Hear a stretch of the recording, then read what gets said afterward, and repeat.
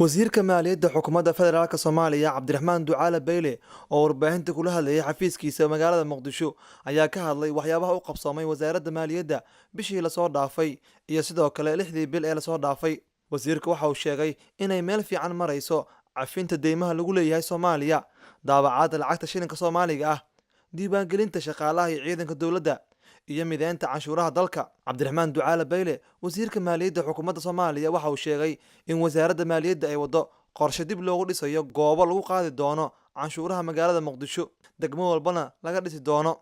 meeshii cashuuraha lagu qabanayay ee degmooyinka xamar meelaha kale aanu tagnaba hadhow waa duusay in la dhisana waa loo baahan yahay haddii kala dadkii meel yimaadaan oo ay arrimahoodii iyo dacwadooda keenaan ama cashuurihii wixii lagu qabto systemka la geeyo ma jiraan waxa markaa systemkeedii aan haynaa inaan dhawaan soo shaacin doono ciddii ku guuleysatana la isla ogaan doono kuwaasaa la dhisi haddii ay baydmo dhawaan.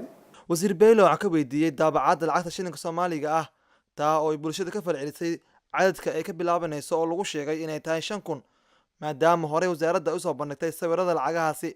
Wasiirka ayaa ugu jawaabay sidani: lacag magaalada ku jirta ee sax ah in laga wareejiyo lacag cusub la keeno baa la doonaya lacag badan oo wax waloo dalka yaalaba la sarrifi karo imika lama soo saari karo.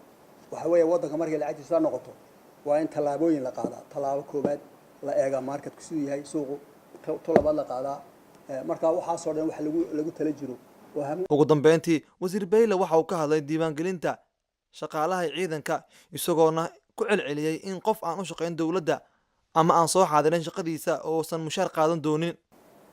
noo haray waxa weeye ciidamadii oo aan isku jirin ciidanka qalabka sida militariga diiwaangelintiisii baan galay.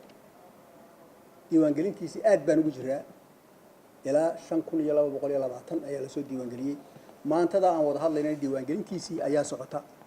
waxaa ku xigaya dhawaan aan bilaabaynaa ama berri ama saantan aan bilaabaynaa inaan kuwa kalena saasoo kala yeelo.